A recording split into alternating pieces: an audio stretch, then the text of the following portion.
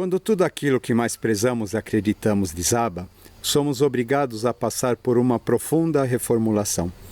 Faz parte do crescimento espiritual, faz parte do nosso processo evolutivo. Isso é iniciação real. Crise e evolução profundamente interligados. Infelizmente, não existe crescimento sem que haja algum tipo de morte, muito menos morte sem dor. Mas no final tudo vale a pena. Tentar explicar como isso ocorre é o intuito desse vídeo.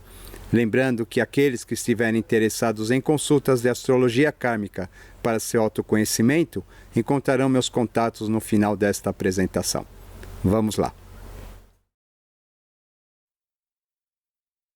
Por mim se vai a cidadela ardente, por mim se vai a sempiterna dor, por mim se vai a condenada gente. Só justiça moveu o meu autor. Sou obra dos poderes celestiais, da suma sapiência e do primo amor. Antes de mim não houve coisa criada, senão eterna, e por isso eterna duro. Deixai toda a esperança ao vós que entrais. Portal do Inferno, a Divina Comédia. Sempre que ocorre a superação de um ciclo da humanidade, ocorre também um momento em que esta passa por uma espécie de revisão ou crise coletiva, fazendo com que todos os valores instituídos até então sejam questionados. E de todo aparente caos que isso possa provocar, surge uma nova mentalidade, uma nova era do pensar, do sentir e da razão. Assim, marcando o final da Idade Média e inaugurando o início do Renascimento, surgiam obras ilustrativas desse processo, como a Divina Comédia e mais tarde os trabalhos de Jerônimo Bosch, entre outros, para nos prestar testemunho daquilo que interiormente se passava com muitas das pessoas daqueles tempos, mas que na grande maioria das vezes, essas não saberiam como ou teriam modos de expressar. Vamos procurar entender o que nos acontece nesses momentos de mudança de ciclo. Existe um aspecto espiritual que se espelha, ou melhor, se manifesta no mundo objetivado. A esse aspecto espiritual chamaremos de tríade superior, e a tudo aquilo que já se encontra objetivado na matéria chamaremos de quaternário inferior. Criado à semelhança do universo, o homem é constituído de 7 corpos que se encontram em correspondências com os 7 chakras principais. Desses 7 corpos, 4 estariam relacionados à natureza já realizadas em nossa formação, sendo esses os aspectos físico, vital, emocional e mental concreto. E os outros 3 relacionados aos aspectos latentes, ainda em processo de manifestação, ou seja, os mentais, abstrato, intuitivo e crístico.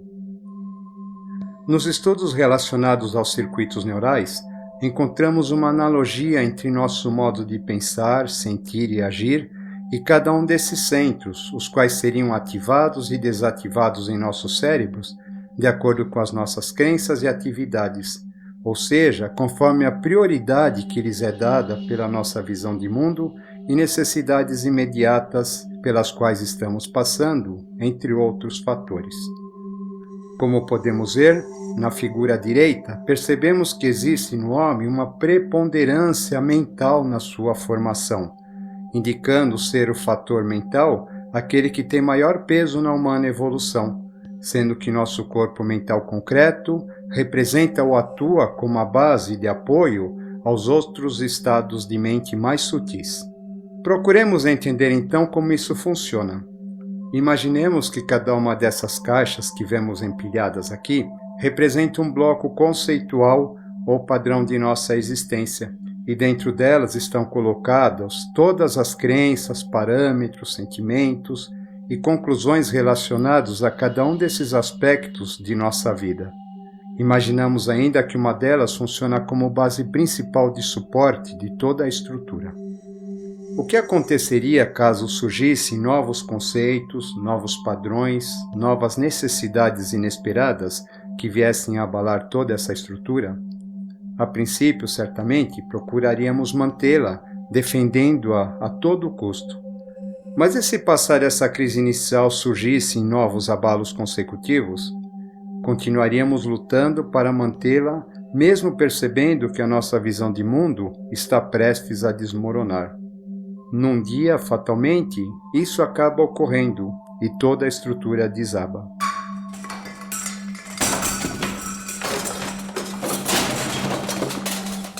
E esta, ao cair, esparrama todo o seu conteúdo, misturando todas as coisas e nos obrigando a rever cada uma delas, cada valor, cada conceito, cada sentimento cristalizado, em busca da causa que teria provocado o tal desmoronar.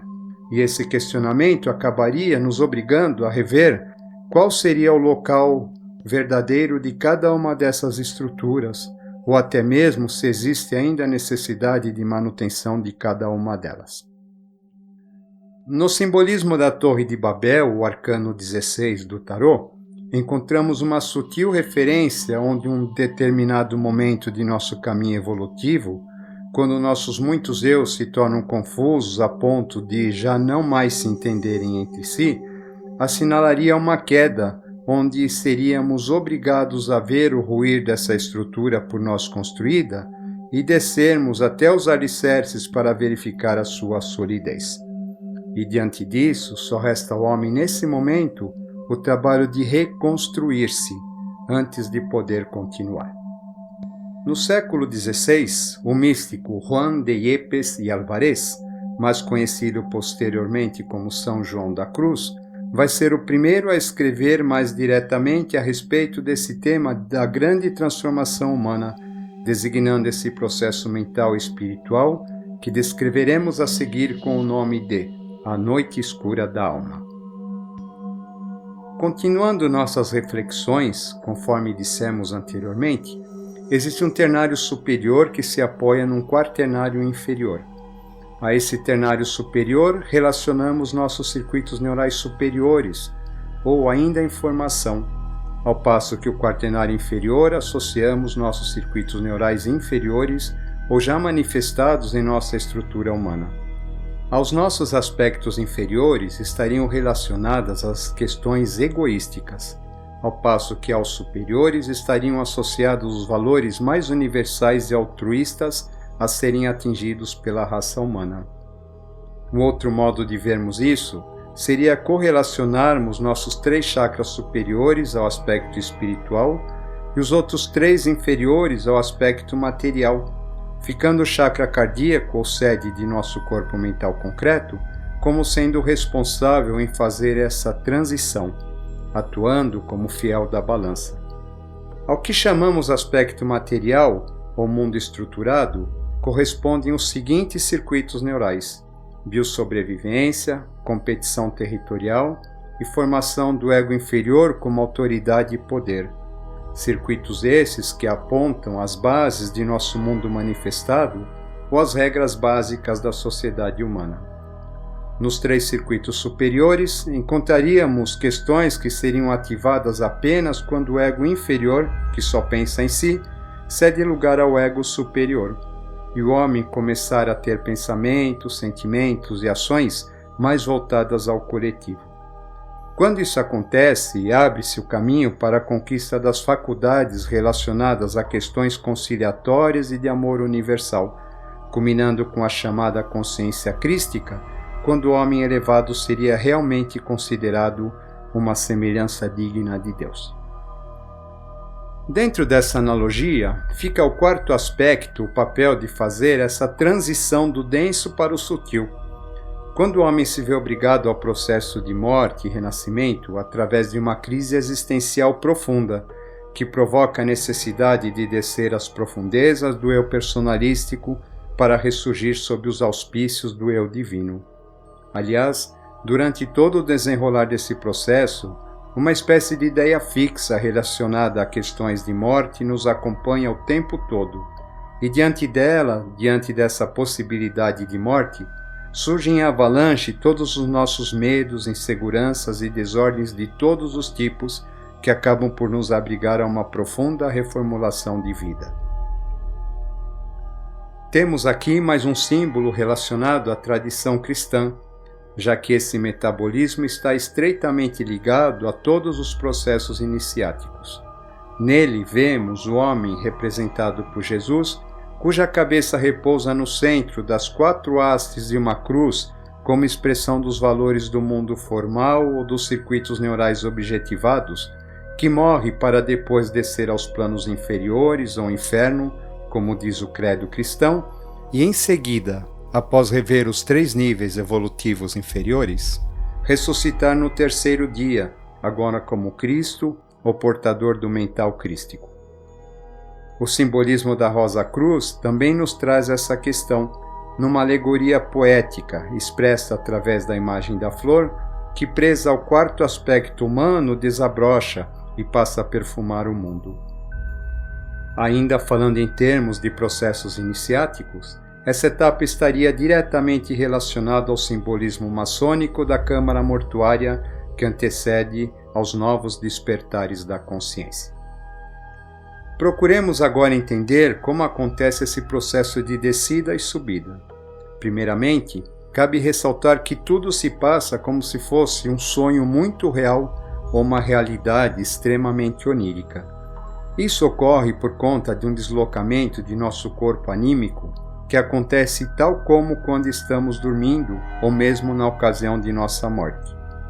Com esse deslocamento, entramos em contato com todas as criações mentais e psíquicas, tanto nossas como também aquelas que nos rodeiam, e assim começamos a perceber nossas limitações e impotências perante esses planos.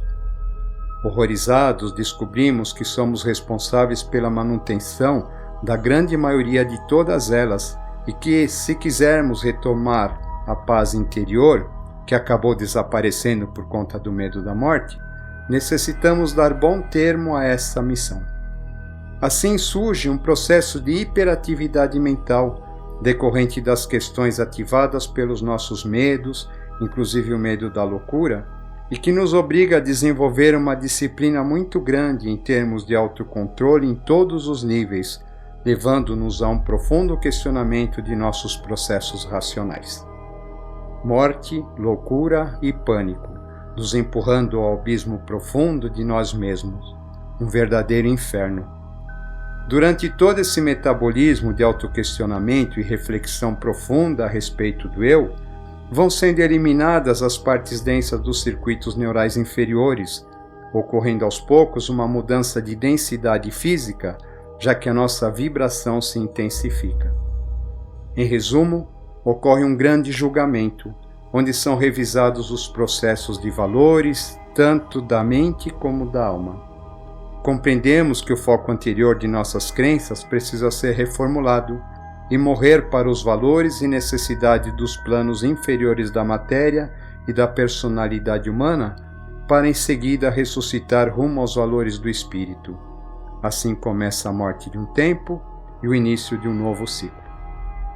Explicando um pouco melhor, como sabemos, em nosso chakra cardíaco estão representados os aspectos relativos aos 56 arcanos menores do tarô, e também estão depositadas todas as nossas tendências positivas e negativas, ou skandhas e nidanas, como são designadas pela tradição oriental. Durante todo o processo da noite escura da alma, ocorre a transferência dos valores depositados a partir do trabalho realizado em nosso chakra cardíaco, durante esse processo mental, para o vibhuti, que é uma espécie de apêndice que este chakra possui, e que está relacionado aos aspectos superiores do homem, representado aos 22 arcanos maiores do tarô. Através deste último, seria estabelecida uma ponte entre nossa alma e os nossos aspectos superiores, diretamente relacionados aos planos espirituais. E é exatamente nesse momento da transferência que ocorreria aquilo que as tradições designam como sendo o confronto ou embate com o dragão do umbral. Em muitas alegorias estaria essa criatura terrível associada a todos os nossos medos e sombras a serem superados. No mito relacionado à queda dos anjos, que também é uma simbologia a respeito da descida ou queda do homem de sua condição divina para a vida terrena, o temido dragão ou besta deve ser vencido para que a humanidade recobre sua condição divina. Dentro dessa analogia, existiria uma primeira transferência do cardíaco para o vibhuti, o que significaria na literatura cavalheiresca ao fato do homem ser armado cavaleiro, para em seguida derrotar o dragão em busca da sua bem-amada alma imortal. Tal embate estaria relacionado ao momento em que ocorre a transferência dos valores do vibhuti para o centro laríngeo. Na tradição iniciática, essa transferência ou ligação entre o quaternário inferior e o ternário superior ocorreria no chamado Antakarana, ou Vale das Sombras da Morte, onde o dragão é finalmente subjugado.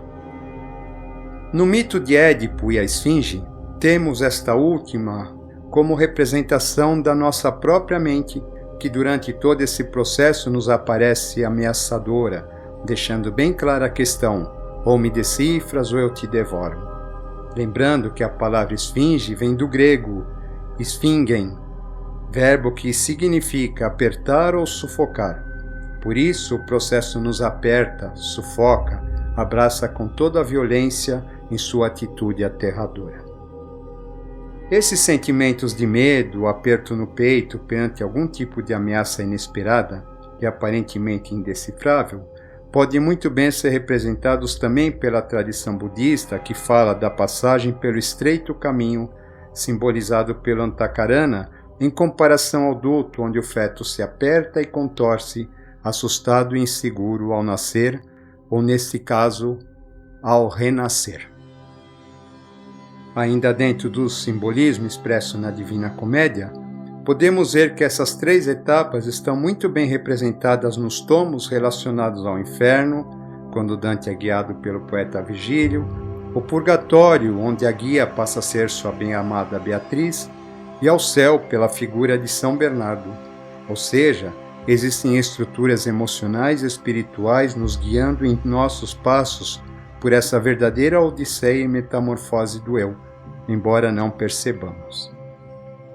Como já dissemos anteriormente, a meta final desse processo culmina com o despertar de nosso quinto circuito neural, relacionado ao nosso chakra laríngeo, e este simbolicamente ao portal do templo iniciático. A esse circuito corresponde uma maior interação entre os dois meridianos de nosso cérebro, já que funcionamos com base no esquerdo e agora o direito entra em atividade mais intensa. É curioso notar que a tríade inferior tem predominância de atividade no hemisfério esquerdo de nosso cérebro e a superior no direito, isso nas pessoas destras. No caso dos canhotos, ocorre o contrário. Com a integração desses dois hemisférios, somente agora o homem está verdadeiramente inteiro e apto a iniciar um novo ciclo de vida, ou seja, vivenciar a verdadeira iniciação, pois foi finalmente aceito pelo Mestre. No simbolismo bíblico do Êxodo, esse processo corresponde ao momento em que os hebreus deixam de ser escravos de seus próprios padrões rígidos, mentais e emocionais, eu diria, para atravessar o deserto de si mesmos, em busca da terra prometida, que nada mais seria que um outro estado de consciência, onde o pão que alimenta a vida e o mel que alimenta o espírito são abundantes e fartamente compartilhados. No final desse processo extremamente difícil e doloroso, onde os nossos corpos e as nossas estruturas cerebrais se realinham novamente, e agora sob uma nova perspectiva, o homem que antes se baseava na manutenção dos valores relativos ao ego inferior, agora passa a ser guiado por valores mais elevados ditados pelo nosso ego superior ou eu espiritual, direcionados à coletividade e vida planetária como um todo. Consequentemente, aquilo que já não faz mais parte dessa realidade, todos os nossos apegos e conceitos cristalizados, estruturados rigidamente pelo nosso medo e ignorância das coisas divinas, acabam ficando para trás, já que cumpriram seu papel, que era exatamente causar o caos que nos trouxe até aqui. Com isso, nossa estrutura anímica fica apenas com aquilo que lhe é essencial e acaba muito mais fortalecida.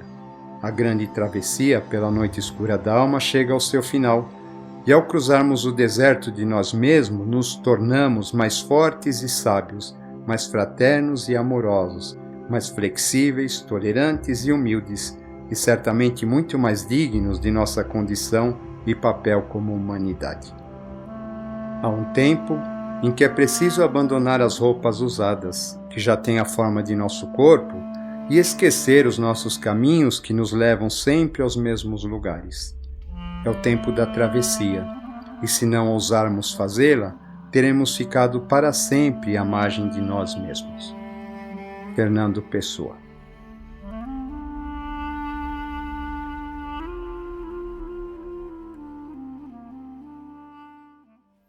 Se você gostou, existe na descrição desse vídeo um link para acesso de material complementar a este tema.